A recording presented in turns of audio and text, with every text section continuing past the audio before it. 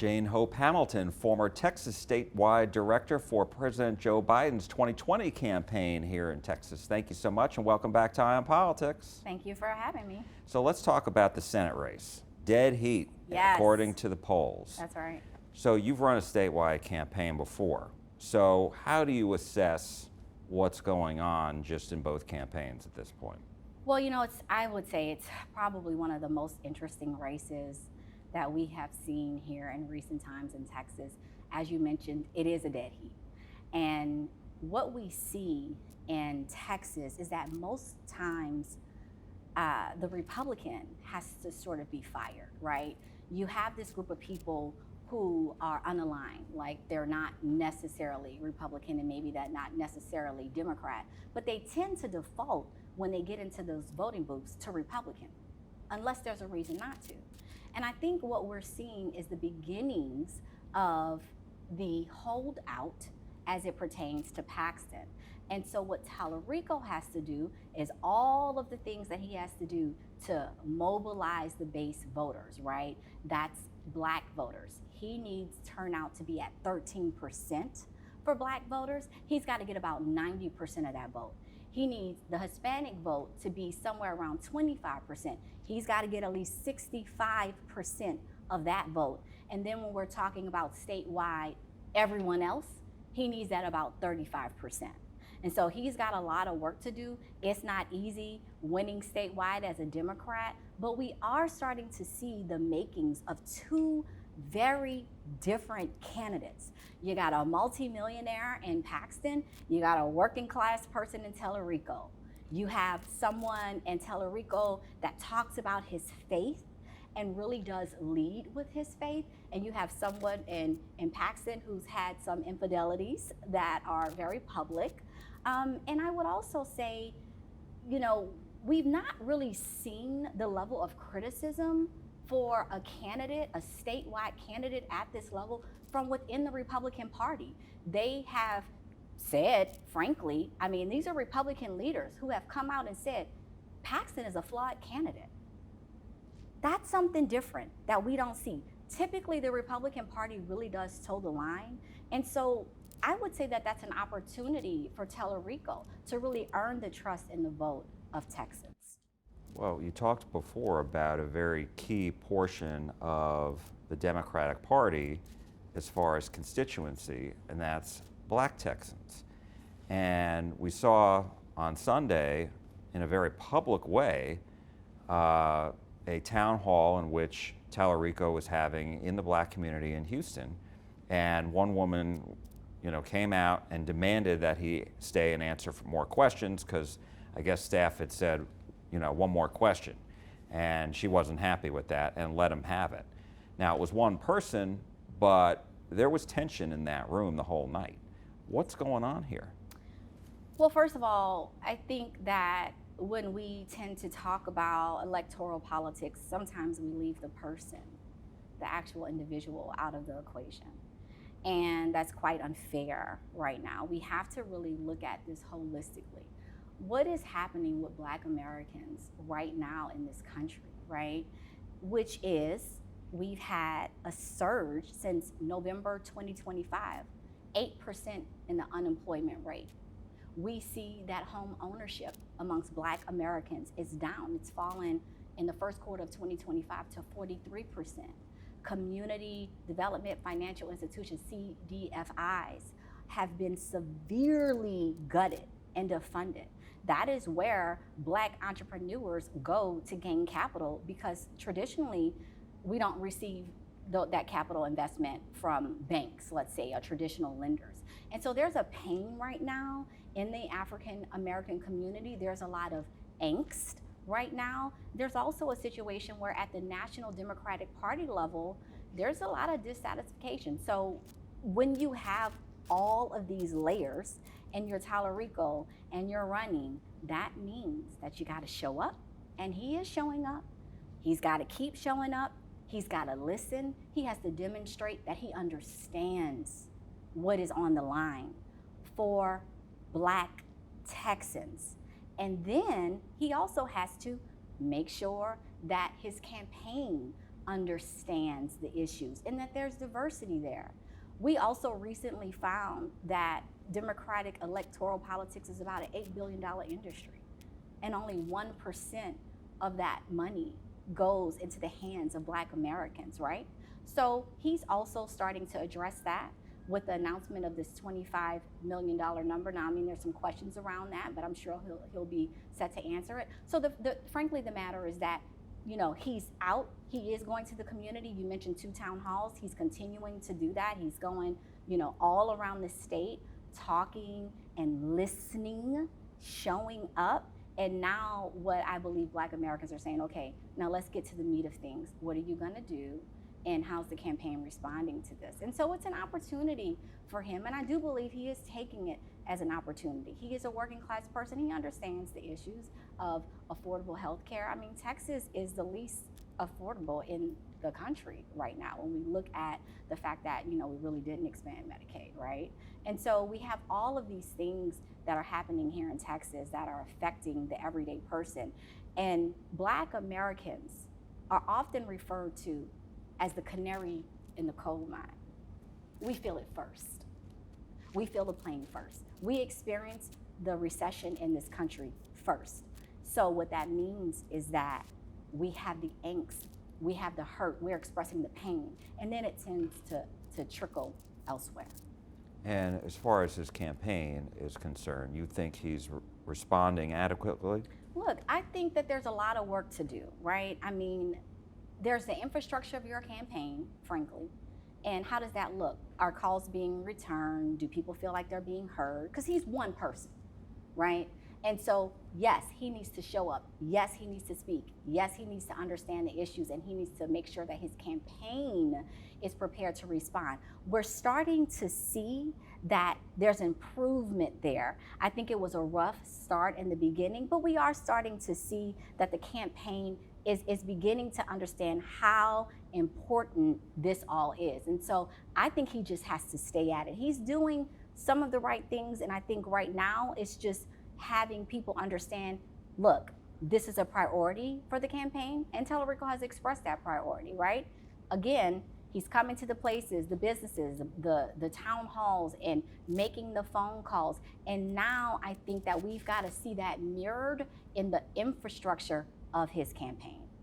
And so that means just more effectively communicating with the Black community? No, that means that, you know, I think he said 25 million for a reason, right? Yeah. We talked about that just in terms of this $8 billion industry, and nationwide, African Americans see about and feel about 1% of that, right? And so that's a national conversation, right? There was the assessment done from Kamala Harris when she ran for president, and Ken Martin, the DNC chair, addressed that. But what we learned from that is that largely Black Americans didn't see that money. In other words, businesses, consultants, operatives, vendors. You know, somebody's got to do your mail. Somebody's got to do your field program. This is a business. I mean, look, people talk about, you know, who they're going to vote for, but behind who they're going to vote for is millions of dollars spent. And what Black Americans are saying is like, wait a minute, you know, where are we in that? And that's a question. You know, that's a question that people are waiting to hear the answer. And I will say, to Talarico's credit, again, he put out that 25 million number. I mean, he didn't really shy away from that. He is addressing the community. I think we will need to continue to see that consistency, and, you know, we'll have more questions, and that should be natural, right? I sort of feel that the shock and awe of it is a little interesting to me, because Black Americans, Texans, are asking the questions that they should be asking, right? And so I think that I don't think that this is a surprise to Talarico in this climate. I don't feel that, it doesn't seem to me that he's surprised by the questions. And I do think there is a sense of understanding now, right? There was some work to get us there, but understanding that these things are important to his base vote. I was just going to ask you, because, you know, the polls have showed that he told me he is higher in the polls among African Americans than any Democrat running statewide has been. More so than Beto. Beto. More so than Colin. Right. That's right. But you're saying it's not just that because of the margins. That's right. That's right. So can you explain that? Absolutely. So what we have to remember is this, is that, you know, a regular turnout model, let's say in Dallas County, for example, right? We need to hit in Dallas County, we need to be in the high 60s. That means that African Americans who might not normally get out, right, who we need to make up that 13% of the total vote, we gotta push that number. If you think about Tarrant County has the largest concentration of African Americans, third largest concentration of African Americans in the state. People don't realize that. So it's not gonna be enough for Tarrant County to perform just, you know, skate across that finish line. We need Tarrant County at 53%. When you combine Dallas County and Tarrant County, there are essentially more African Americans than in Harris County, right? That's the regional impact. And so what he has to do is he's gotta, you know, walk while he's chewing bubble gum, right, as the saying goes. He's gotta make sure that there's enthusiasm and people are excited about this campaign to make them go do something. And that going to do something is going to vote. And that's really how this breaks down. You have to maximize and get as many people as you can in terms of numbers to come out and vote. And then you have to do everything else. So those base voters that the Democratic Party relies on, they've got to come out in full strength like they've never come out before. And you spoke before about the angst out there. And I'm wondering how much of it has to do with the fact that Congresswoman Jasmine Crockett was in the race. She didn't win, obviously. And there seemed to be some people in her campaign world or just her supporters not very happy about how the campaigning went. Is that a fair assessment? I think that is a fair assessment, but I'm going to say this. Congresswoman Crockett came out, I believe it was the next day, Yeah, she did. if I'm not mistaken. Yeah. And she did something very difficult to do. She did something very difficult for her to do specifically, right? After running the race that she had to race, she came out and she endorsed Talarico. And it wasn't a waffly endorse. She was very clear with her endorsement. And so, in my opinion, I felt like that was big. She didn't wait, you know, she didn't sit around and say, oh, well, I'm gonna have to see what I'm gonna do. That's not what happened. She came out, she was very clear, and she's endorsed him.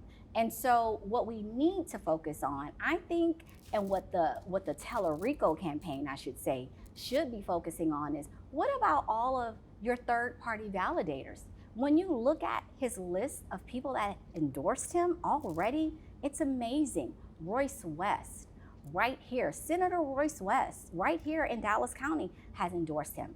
Rodney Ellis, a commissioner in Harris County, endorsed him, right? Those are really important big names who have the trust of the community, not just Black Texans, right? But these are people who are getting elected and reelected cycle over cycle, term over term. But he's got to activate those elected officials. He's got to get them moving. And I think when that happens, and when that happens in a very clear way, in a major way, some of this conversation will sort of, level out a bit. That hasn't happened yet, in your opinion? No. And that's an infrastructure thing. That's a part of what his campaign has got to, sort of get going on, for lack of a better terminology. Ratchet it up. Yeah, they have to. They got to get a move on. I mean, when we think about the calendar, like early vote starts mid-October, so the time is now. The time is here, and campaign staffers they don't need to sleep that much. Spoken from experience, I is that? did it. That's right. That's right. All right, last question, and I appreciate it, and that is, so because it is a dead heat, what do each of the campaigns, if you were advising each of the campaigns, what do they have to each do to move the needle? I mean, look, I think with Paxton, there's a huge trust issue out there. I think again, it's really hard when you think about the fact that if you look at Republicans in these statewide positions, they're all multimillionaires. I don't know that I've actually seen this, right? This is something different. And I think that there's a level of distrust right now because the question becomes, you know, can you work for just everyday people? Are you answering to billionaires? And I think when we look at the policies and we see sort of the demands coming from Washington, D.C., we are left with a clear indication that Republicans at the highest level here in Texas are really tied to Washington, D.C. in a way that we have not seen. I know I look very youthful, and I am, but I actually remember, when like Phil Graham and Kay Bailey would disagree with Ronald Reagan and George Bush. And so Republicans are having this issue right now, right? Because we're Texas. We are Texans. And typically Texans are really proud. And, we wear, sort of this banner of pride. And we want to know that you are doing what we need you to do, that you're not taking your demands from Washington, D.C., right? We're here in Texas. And what we see with the Republican Party, full stop, is they're taking orders right from Washington, D.C. You might as well just, call us Texas, Washington, D.C. right now. Isn't it because President Trump is still popular among Republicans? He's popular among Republicans, and that does consume, I think, Republicans when they're thinking about their primaries. And we saw, that Trump came in and Paxton was elected. I mean, I think he sort of knew what was happening in that primary, but it obviously did really help Paxton when he got that endorsement. But he's got to really figure out a way to build trust. When it comes down to Talarico, I think he has an amazing opportunity, and that is that he's young and he's getting out young voters. He's new, he's fresh. We're kind of looking at him. We're like, okay, what's he going to say next? What is he going to do? And so he's got the sort of advantage of people listening because of the fact, again, that typically with Texans, the default is a Republican. I don't think that's the case right now in Paxton. I think that those who would typically default and just vote for the Republican, they are paying close attention to Talarico. So he's got to be credible. He's got to continue to show that. He's got to show that he's putting Texans right here first, that he has something to say and that he's going to do something about the fact that we have the highest health insurance rates everywhere. There is no such thing. I mean, it's unfortunate that our insurance is not affordable here. I mean, we are really dealing with that issue with our health, right, in terms of our lives. And that's a huge issue. Education here is always, and it has been, and it continues to be an issue. We are typically talking about this, in a vacuum, but now I think that Talarico's got to answer some, questions around that and, sort of how he views that. I mean, he's been an educator in the past, so he understands that. He understands the importance of that. But he's also had his own health issues, right? He talked about, diabetes. Yeah. He's a working class, everyday Texan. And so I think he's got to continue to show that, and he's got to meet people where they are. Because right now, that is what this country needs. I mean, we are really feeling the pain of this economic downturn. And I think that if Talarico can continue to talk about kitchen table matters, bread and butter issues, I really do believe that he can be successful. He's got to do a lot of things all at once, and he's got to work really hard, and he is working really hard, and he's got to keep it up. All right, we will leave it there. Jane Hope Hamilton, former Texas statewide director for Joe Biden's presidential campaign in 2020. Thank you so much. Thank you. We appreciate it. Thank you so much.